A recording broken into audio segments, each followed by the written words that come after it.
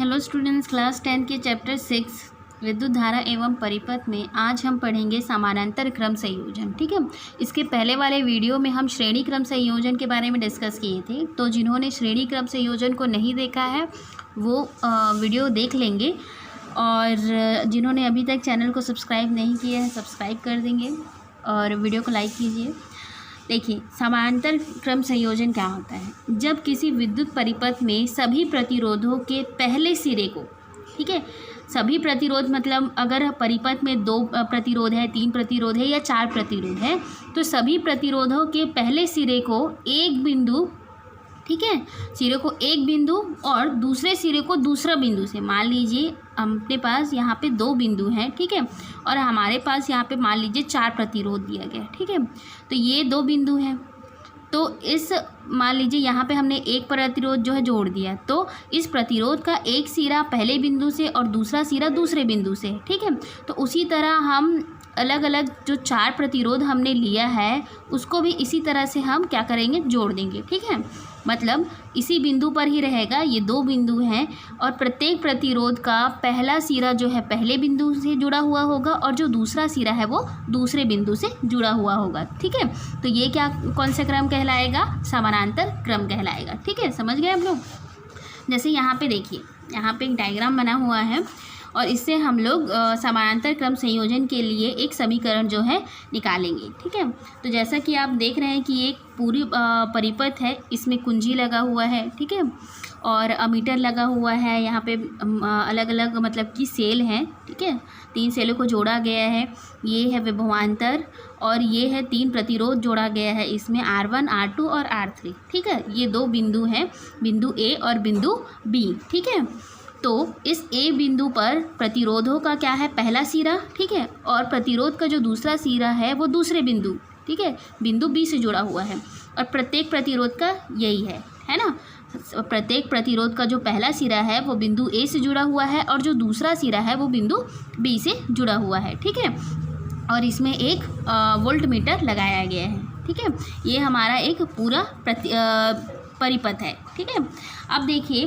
प्रत्येक प्रतिरोधों में समान विभवांतर है ना, इन सारे प्रतिरोधों के लिए विभवांतर क्या है, एक जैसा रहेगा V, ठीक है, और प्रत्येक प्रतिरोध में प्रवाहित होने वाली विद्युत धारा अलग अलग है, ठीक है, जैसे कि यहाँ पे प्रतिरोध R1 है, ठीक है, तो इसके लिए विद्युत धारा क्या हो जाएगी, I1, ठीक है, R2 प्रतिरोध के लिए I2 और R3 प्रतिरोध के लिए I3 विद्युत धारा प्रवाहित होगी, है ना। अब देखिए ओम के नियम के अनुसार प्रतिरोधों में बहने वाली धारा, ठीक है, तो प्रतिरोधों में बहने वाली धारा क्या हो जाएगी, तो I1, ठीक है, I1 के लिए क्या हो जाएगा, V/R1, ठीक है, क्योंकि V जो है विभवांतर जो है प्रत्येक प्रतिरोध के लिए एक जैसा है, समान है, ठीक है, तो I1 इज इक्वल टू क्या हो जाएगा, V/R1, I2 is equal to V/R2 और I3 इज इक्वल टू क्या हो जाएगा, V/I3 हो जाएगा, ठीक है।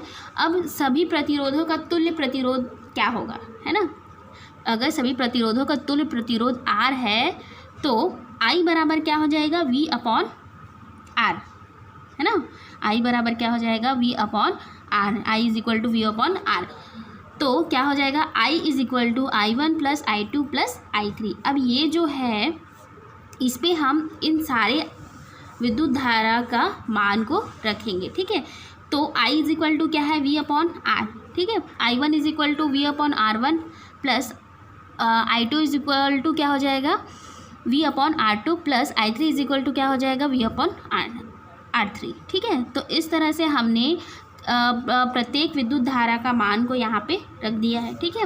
अब इसमें कॉमन क्या निकलेगा, जैसे कि आप देख रहे हैं कॉमन क्या है, V है, ठीक है, तो V को हमने क्या कर लिया, बाहर निकाल लिया, है ना, बाहर निकाल लिया। अब बचे क्या, R1 plus 1/R1 plus 1/R2 plus 1/R3, ठीक है, तो यहाँ पे जो V है उसको कैंसिल कर देंगे, ठीक है, तो क्या बचेगा, 1/R1, ठीक है, बराबर 1/R इज इक्वल टू क्या हो जाएगा, 1/R1 plus R2 plus R3, ठीक है, तो ये जो है हमारा समीकरण जो है निकल चुका है। और समानांतर क्रम संयोजन से रिलेटेड जो क्वेश्चन होंगे, ठीक है, उसको एक सैम्पल करके देखते हैं।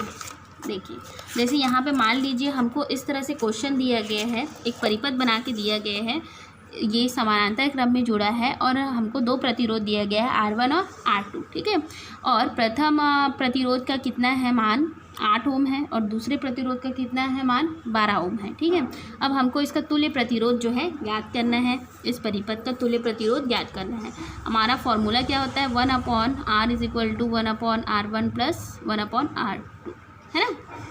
अब ये तो हुआ, इस परिपथ में हमको दो प्रतिरोध दिए गए हैं इसलिए हमने R2 तक।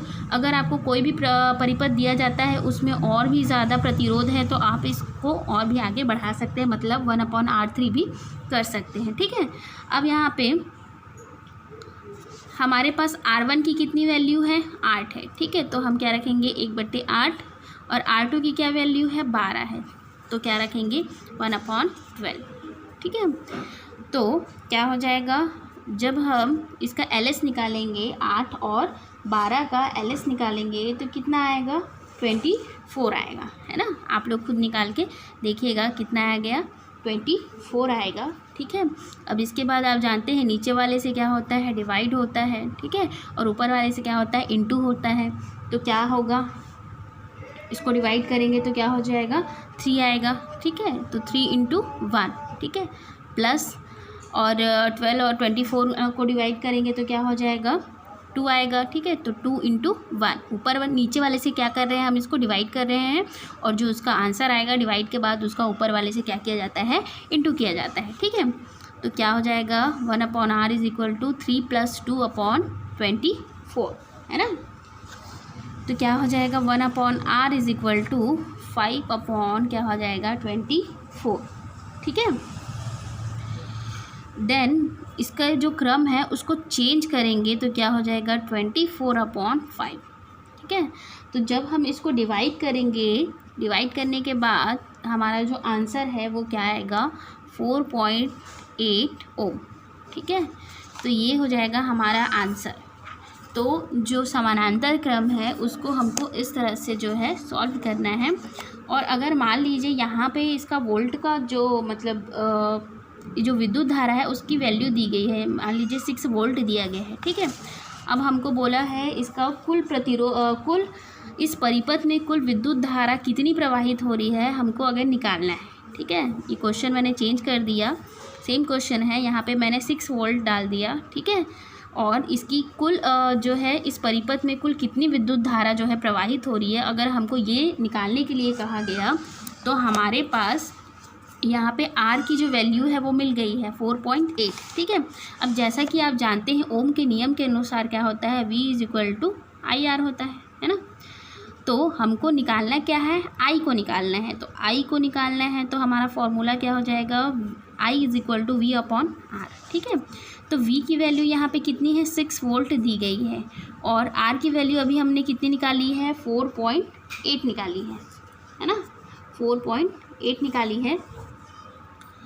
तो हम इसको क्या कर सकते हैं डिवाइड करके फिर हम इसमें I का मान जो है रख सकते हैं, ठीक है। मतलब कि I का मान जो है हम इसको कैलकुलेट कर सकते हैं इसको डिवाइड करके, ठीक है। और भी इस तरह के क्वेश्चन आते हैं। यहाँ पे आपको अगर एक और प्रतिरोध दिया गया है, ठीक है, यहाँ पे आपको एक और प्रतिरोध दिया गया है तो ये जो है श्रेणी क्रम का है, ठीक है।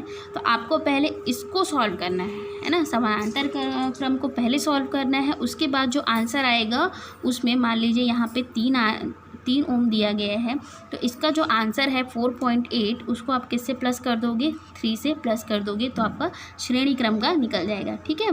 तो इस तरह से भी क्वेश्चन आते हैं।